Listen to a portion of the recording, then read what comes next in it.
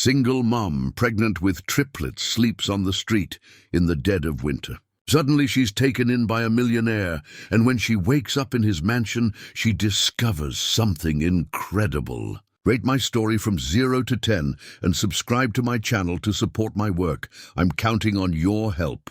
The cold cut like knives through the soggy cardboard that served as protection against the frigid pre-dawn wind.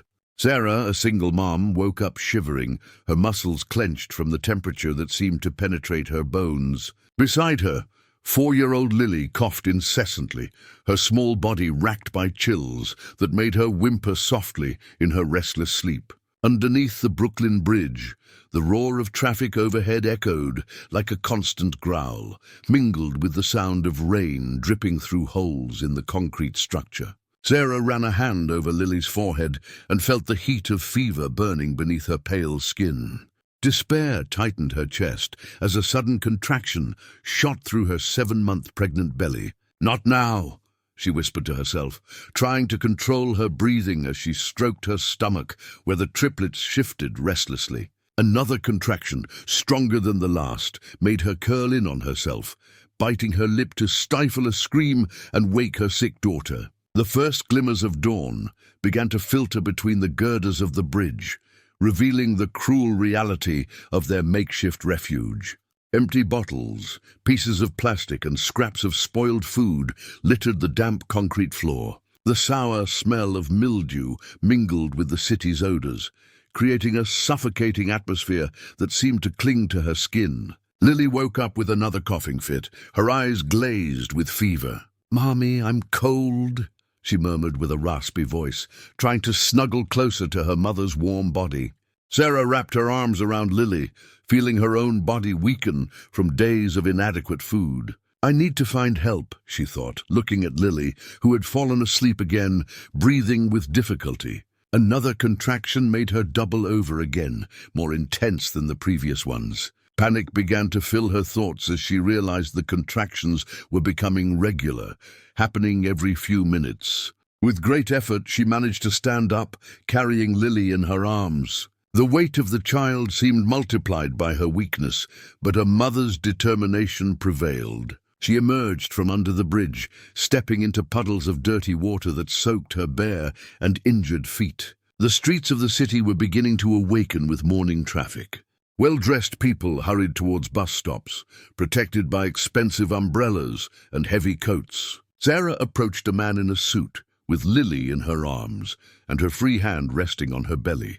"Please, my daughter is very sick and I'm not feeling well," she said with a trembling voice, extending her hand in supplication. The man quickly looked away, quickening his pace as if he hadn't heard anything. Sarah staggered, feeling her legs weak, but continued trying. An elegant lady approached, talking on the phone. The desperate mother gently blocked her way. "Mom, please, I need help getting my daughter to the hospital." The woman covered the phone with her hand, looked Sarah up and down, and made a face of disgust before sidestepping her, continuing her conversation as if nothing had happened. The attempts were repeated without success. Each person who approached seemed to create an invisible barrier upon seeing her appearance. Her disheveled hair, her torn and dirty clothes, the smell that emanated after days without a bath, everything conspired to make her invisible to the eyes of society. A new contraction, stronger than all the previous ones, made her lean against a wall, almost dropping Lily. Her breathing became labored, and a feeling of faintness began to overcome her. Her vision blurred, and she felt her legs wobble precariously. "I can't pass out now," she murmured, fighting against the darkness that threatened to engulf her. Lily in her arms seemed heavier and heavier, and the child's fever burned through the wet clothes. Absolute despair took over her heart when she realized she was losing the battle against weakness. It was at that moment that she heard the sound of a powerful engine slowing down. A black, gleaming imported car stopped right in front of her. The door opened, and a tall, impeccably dressed man emerged, wearing a suit that looked like it cost more money than she had seen in her entire life. The 30-something millionaire had features that seemed sculpted, a strong jaw, and eyes that, despite their initial coldness, showed an inexplicable depth. He looked at her for a few seconds that felt like an eternity, analyzing the situation with an expression she couldn't decipher. "Get in the car," he said simply, opening the back door. His voice was deep and firm but not hostile. Sarah hesitated for a moment, looking at this elegant man who contrasted completely with the scene of misery around her. Another contraction made her moan softly, and desperation made her decision. She got into the vehicle with Lily, feeling the soft leather of the seats against her dirty skin. The warmth of the air conditioning enveloped their frozen bodies like a welcoming hug. The man got in the front and started driving in silence, only asking if she needed to go to the hospital. "Yes, please," she managed to answer between the contractions that were now coming more frequently. The car glided smoothly through the streets of the city, very different from the noisy buses she used to take when she still had money for fare. Lily had fallen asleep again in her arms, finally warm after so long. During the journey, she observed the driver's focused profile. There was something in his expression that suggested a deep sadness, as if carrying an invisible weight that constantly accompanied him. His hands on the wheel were firm, but she noticed that he frequently looked in the rearview mirror, not to monitor traffic, but to observe her with a restrained curiosity. The hospital appeared in front of her like a promise of salvation, but the last thing she remembered before fainting was the sound of the stranger's deep voice talking to someone, organizing her admission with an authority that made it clear he was accustomed to solving problems quickly. Consciousness returned slowly, as if emerging from a deep and confused dream. Sarah first felt the softness of the sheets against her skin, a sensation so distant from her reality that she believed she was dreaming. The subtle scent of clean fabric contrasted drastically with the sour smell that had accompanied her for so long under the bridge. She opened her eyes slowly and found herself facing a high ceiling decorated with elegant moldings. The soft light that entered through the silk curtains revealed a room larger than any place she had ever lived. The walls were painted in cream tones, adorned with paintings that looked expensive, and dark wood furniture completed the sophisticated decor. "Where am I?" she murmured, trying to sit up in bed. Immediately, the memory of her sick daughter made her wake up completely. "Lily, where is my daughter?" she shouted, trying to get up quickly, but feeling a dizziness that made her stagger. The bedroom door opened, and the millionaire entered, carrying a tray with food. He was wearing casual clothes, but they still exuded elegance and quality. His serious expression softened slightly when he saw her awake. "Your daughter is fine," he said calmly, placing the tray on a small table next to the bed. "The doctor was here yesterday and this morning. Her fever has already broken, and she's playing in the garden with some toys I brought for her." The information reassured her, but the confusion remained. "How many days have I been here? What happened at the hospital?" The questions tumbled through her mind, mixed with the natural distrust of someone who had learned to survive by being cautious with strangers. 3 days, he replied, approaching the window and slightly opening the curtains. The light revealed a huge garden, with a green and well-maintained lawn, where her daughter was running after butterflies, laughing for the first time in weeks. At the hospital, they discovered you were dehydrated and malnourished. The contractions were false, caused by stress and lack of care. "The babies are fine." The explanation brought relief, but also increased her distrust. "Why did you do this for us? What do you want in return?" The question came out harsher than she intended, but her experience on the streets had taught her that no one helped without expecting something in return. The millionaire remained silent for long seconds, looking out the window with a distant expression. When he finally turned around, she could see something in his eyes that she recognized immediately. Pain. The same pain she carried in her own chest, but of a different nature. "I lost my wife 2 years ago," he said simply, the words coming out with difficulty. "Every day, on the way to visit her grave, I pass by that bridge. Yesterday, when I saw you there with your daughter, something in your eyes reminded me of the despair I felt when she was gone. The sincerity in his voice partially disarmed her defenses. She observed his masculine face marked by deep sadness, noticing the small wrinkles around his eyes that suggested sleepless nights and constant worries. "I don't want your pity," she said, trying to sound firm despite the gratitude she felt growing in her chest. "And I can't pay for this."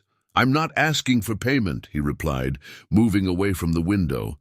"This house has been empty for too long. Maybe it would be good to have life here again, at least until you fully recover and decide what to do."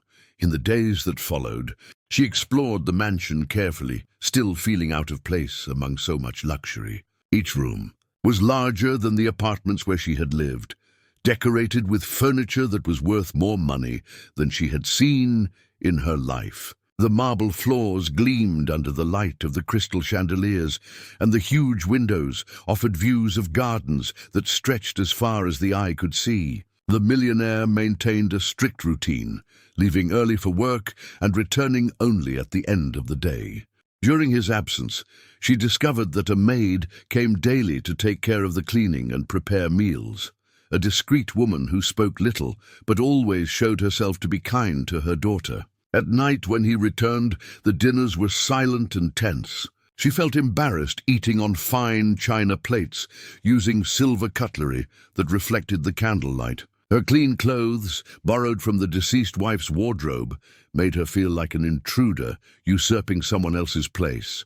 It was during one of these silent meals that she began to notice disturbing details. The millionaire barely touched his food, pushing it around the plate while staring blankly at some distant point. His hands trembled slightly when he brought the fork to his mouth, and she noticed the dark circles under his eyes, signs of someone who hadn't slept properly in a long time. One night, she was awakened by shouts coming from his room, sounds of anguish that traveled through the thick walls of the mansion, followed by agitated footsteps pacing back and forth. She hesitated for a few minutes before leaving her room and walking down the hall towards the sounds. She found him in the kitchen, sitting at the table with his head in his hands, still shaking from the effects of another nightmare. He looked up when she entered, and at that moment all the elegance and control he usually displayed had disappeared, revealing only a man broken by loss. "I'm sorry if I woke you," he said with a hoarse voice. "The nightmares, they come every night for 2 years." Without saying anything, she approached and began to prepare tea, moving through the luxurious kitchen as if it were her own home. The simple gesture seemed to surprise him, as if for a long time no one had taken care of him in that natural and unpretentious way. "She appears in my dreams," he continued, accepting the steaming cup she offered, "always asking me why I couldn't save her. Why didn't I notice the signs in time?"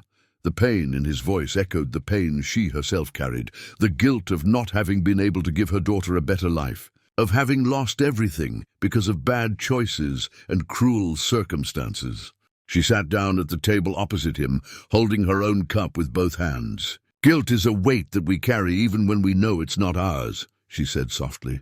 "I blame myself every day for having taken my daughter to the streets, for not having been able to keep my job, for not being the mother she deserves." They remained sitting in comfortable silence, sharing a mutual understanding of the pain that consumed them. That morning, without unnecessary words, they established a connection based on the recognition that they both carried deep wounds that were still bleeding. The next morning she made a decision. She couldn't continue being just a guest in his house. She began to prepare breakfast, setting the table with the same care she used to have in her own home, before everything fell apart. When he came down for breakfast, he found a home-cooked meal waiting for him, prepared with simple ingredients, but seasoned with the affection that had been missing from that kitchen for years. The millionaire stopped at the entrance to the kitchen, observing the scene he hadn't seen in so long, a woman taking care of the house, her daughter playing while drinking hot chocolate, the aroma of toasted bread filling the air. For a moment, his eyes filled with tears that he quickly disguised. "You didn't need to do this," he said, sitting down at the table. "I wanted to do it," she replied simply. "It's the only way I know to repay your kindness." During breakfast, she noticed that he ate with more appetite than he had shown since she arrived. Her daughter, completely recovered from the fever, chattered happily about the butterflies in the garden and the new toys, eliciting some genuine smiles from the serious man. When he left for work, for the first time since she arrived, she felt that perhaps she had found not just a temporary shelter, but the beginning of something that could change their lives forever. But that feeling of hope was interrupted when, while sorting through his papers in the office, she found documents that would reveal a devastating truth about the financial empire that seemed so solid. The millionaire's office was plunged into chaos. Piles of documents accumulated on the noble wood table. Unopened correspondence overflowed from boxes scattered on the floor, and important contracts seemed to have been abandoned for months. Sarah observed the mess in astonishment. It was as if the owner of that empire had simply stopped caring about the business he had built. "I can help organize this," she offered during breakfast, when he mentioned casually that he needed to find a specific contract but didn't even know where to start looking. "I worked as a secretary for years before losing my job. I know how to organize documents." The millionaire hesitated, running his hands through his hair in a gesture of weariness that she had already learned to recognize. "I don't want you to feel obligated to work here. You're recovering, you need to rest. It's not an obligation," she insisted. "It's a necessity. I can't stand still while I see that you're overwhelmed. And maybe it's good for me to have something productive to do." That afternoon, while her daughter played in the garden under the care of the maid, she settled in the office and began the battle against the accumulated paperwork. Each document revealed a little more of the extent of the problem. Missed meetings, clients irritated with the lack of response, employees confused with the absence of direction. The technology company he had built specialized in advanced security systems, developing solutions for large corporations and even for the government. The millionaire's assets were distributed in stocks, applications, and investments that generated considerable passive income, but she realized that in the last 2 years, since the loss of his wife, he had completely neglected the active management of the business.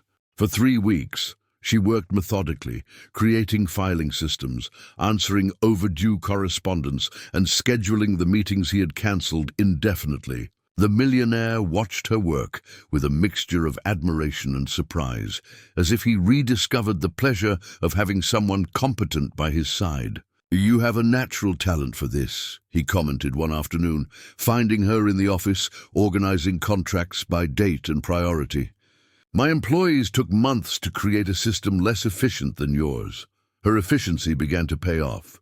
Important clients returned, new contracts were signed, and the company went back to working with the precision that had made it a leader in the market. But it was during a rainy afternoon, while organizing a pile of old documents, that she made a discovery that would shake everything. Hidden at the bottom of a drawer, she found a red folder marked "Confidential."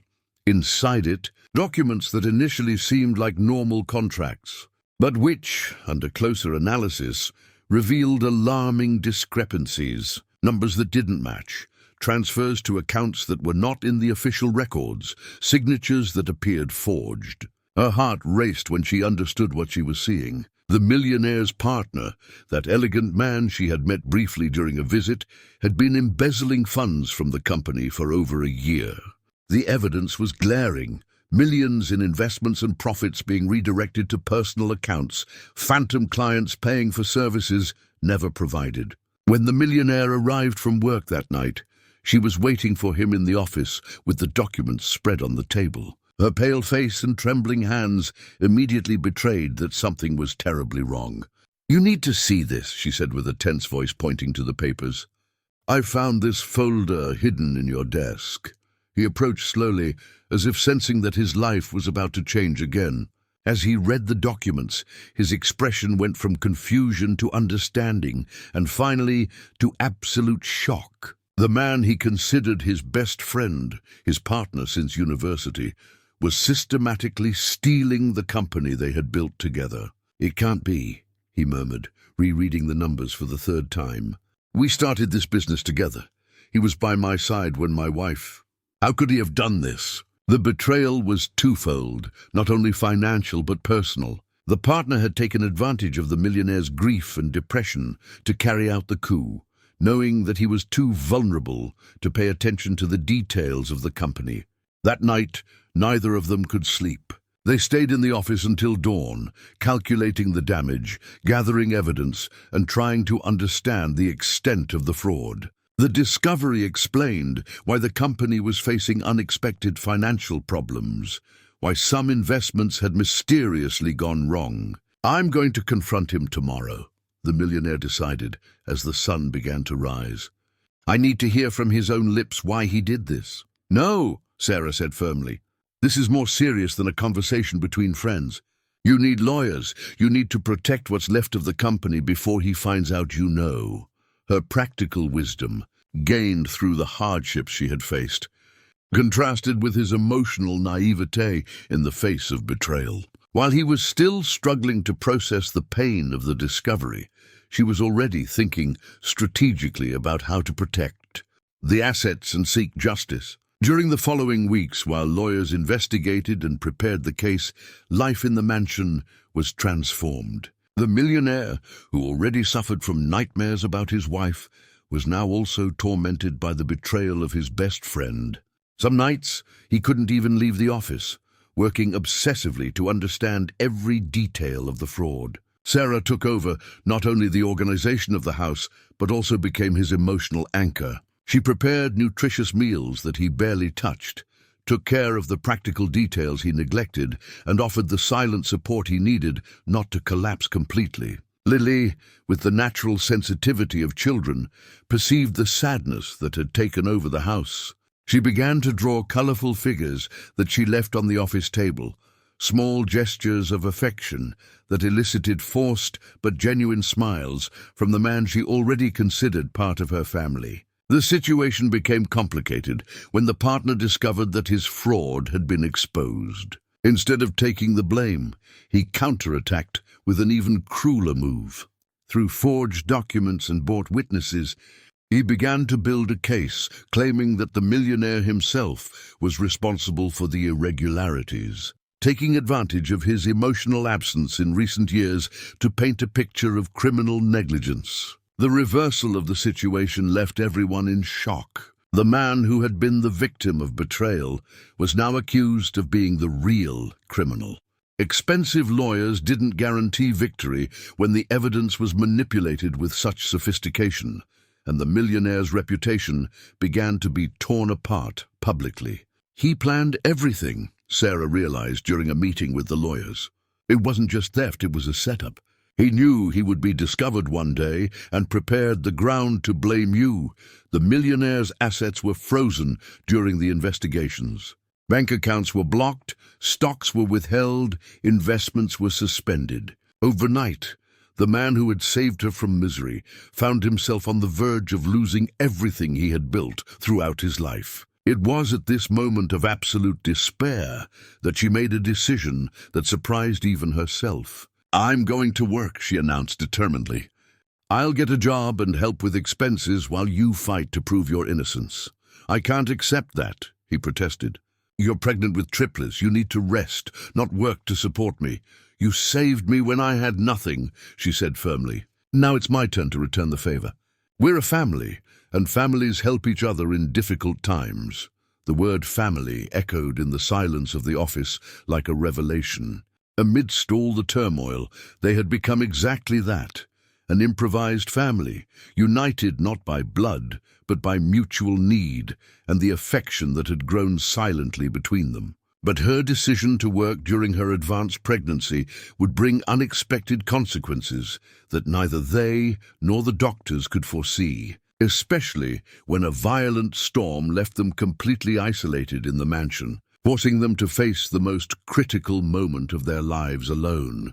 The 8th month of pregnancy brought complications that neither of them had anticipated. Sarah, determined to help financially, had found a part-time job at a small accounting firm, but the physical and emotional strain began to take its toll. The contractions returned, this time real, accompanied by bleeding that alarmed the doctor.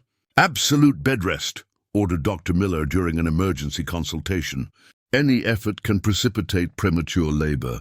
The babies still need a few weeks to develop completely. The millionaire took over all the care of her 4-year-old daughter, a responsibility he embraced with surprising dedication. The girl, who had initially been shy in his presence, now followed him around the house like a shadow, chattering about her discoveries in the garden and asking him to read stories at bedtime. "Is he going to be our real daddy?"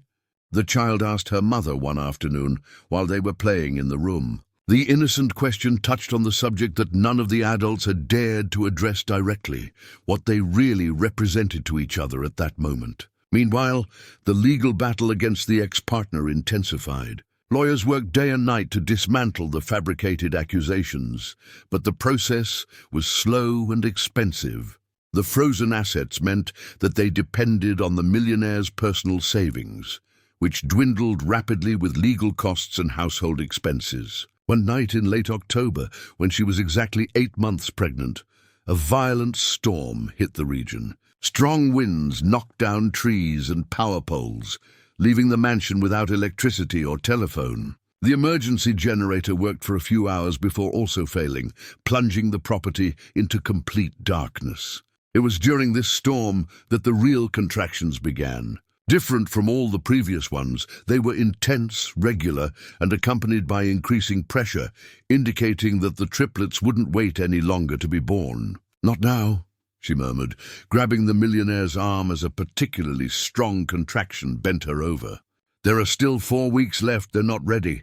But the babies had decided it was time. The contractions intensified rapidly, coming every few minutes with a force that left her breathless. The millionaire tried to use his cell phone, but the transmission towers had also been hit by the storm, leaving them completely isolated. "I'll try to get to the hospital in the car," he said. But looking out the window, he saw that a huge tree had fallen on the entrance of the property, completely blocking access. They were trapped in the mansion, alone, facing a premature triplet birth. Sarah panicked when she realized the situation. "I can't have the babies here. What if something goes wrong? What if they need special care?" Tears ran down her face as another contraction made her groan in pain. The millionaire, despite his own fear, took control of the situation with a determination that surprised them both. He ran to his library, searching among hundreds of books until he found a comprehensive medical manual he had inherited from his father, who had been a doctor. By the light of candles and lanterns, he quickly studied the chapters on emergency childbirth. "We're going to make it," he said, returning to the room where she was. "I have basic knowledge and you're strong." Thousands of women have had babies at home throughout history.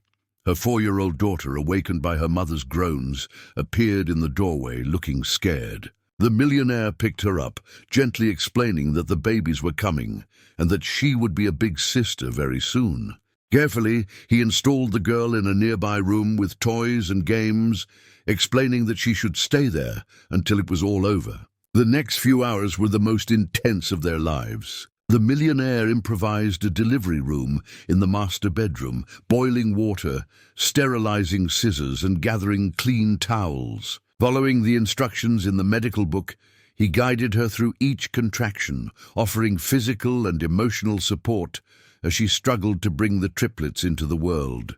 The first baby, a boy, was born after 3 hours of intense labor. Small and fragile, but breathing on his own, he cried loudly when the millionaire cleaned him and wrapped him in soft towels. The emotion of holding a life he had helped bring into the world brought the man to tears. "He's perfect," he whispered, placing the baby in the arms of the exhausted mother. Small but perfect. 40 minutes later, the second boy was born, even smaller than his brother but equally healthy. The millionaire repeated the procedures he had learned in the book, caring for the umbilical cord and checking that he was breathing properly. After another 40 minutes, the little girl was born, safe and sound, but still smaller than her 2 brothers. When all 3 babies were in their mother's arms, he finally allowed himself to relax. "You did it," he said, looking at the woman who had become the center of his life. "You brought 3 lives into the world in a storm, far from any hospital. "You are the bravest person I have ever known." In the days that followed the birth, while they waited for the roads to be cleared to take the babies to the pediatrician, the millionaire took complete care of the family. He changed diapers, prepared bottles, soothed the babies during the night, and cared for his older daughter with infinite patience. The experience of helping in the delivery of the triplets transformed something fundamental within him. The pain of the loss of his wife, which had tormented him for 2 years, began to give way to a sense of purpose and renewal. It wasn't that he had forgotten her, but he could finally see a future beyond the sadness that had consumed him. 2 weeks after the birth came the twist that would change everything definitively. A private investigator, hired by the lawyers, discovered that the ex-partner had made a crucial mistake. In his greed, he had diverted funds from a federal government account, a crime that attracted the attention of federal agents who conducted their own parallel investigation. When the federal agents arrested the ex-partner, all the evidence of the fraud came to light. Documents that he believed he had destroyed were recovered from backup servers. Purchased witnesses changed their testimonies when confronted with irrefutable evidence, and the entire carefully constructed trap collapsed. Not only was the millionaire completely exonerated, but he recovered all the embezzled money, plus interest and fines that the ex-partner was forced to pay. The company, which had almost gone bankrupt during the crisis, emerged stronger than ever, benefiting from the positive publicity generated by the resolution of the case. But the biggest revelation came during the investigation of the company's accounting books. The operational improvements that Sarah had implemented during the difficult months had resulted in a 40% increase in productivity. Customers were more satisfied, employees were more motivated, and revenue had grown exponentially. "You not only helped me recover my company," the millionaire said on a sunny afternoon as they watched their 3 children playing in the garden. "You transformed it into something better than it ever was." The first anniversary of her arrival at the mansion was celebrated as a special date. Her 4-year-old daughter, now a proud big sister, helped care for the triplets who crawled through the lawn. The house, once silent and melancholic, constantly echoed with laughter, conversations, and the natural sounds of a happy family. During the commemorative dinner, the millionaire made a speech that deeply touched her heart. "A year ago, I was a dead man inside, just pretending to be alive. You didn't just enter my house, you brought life back to it. You brought purpose back to me." He paused, looking into her eyes with an intensity that made her heart race. "I love you. I love you. I love our daughter. I love our triplets. I want us to be a real family, not just for convenience or gratitude, but for genuine love." Her answer came through tears of happiness. "I love you too. From that first night when you found me in the storm at home, when you brought our children into the world with your own hands, I knew you were the man I had waited my whole life to find."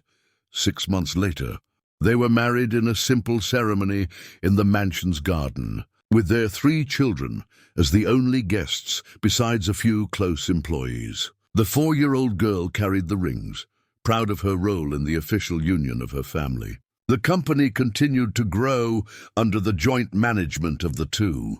She officially assumed the position of Chief Operating Officer, implementing innovations that transformed the company into a benchmark in the technology sector. The couple's assets grew exponentially, but the real wealth they found was in the family they built together. Years later, when they told the story of how they met to their grown children, they always ended with the same reflection. Sometimes, the darkest moments of our lives are just the prelude to the deepest joys that are yet to come. True love has the power to transform any ending into a new beginning.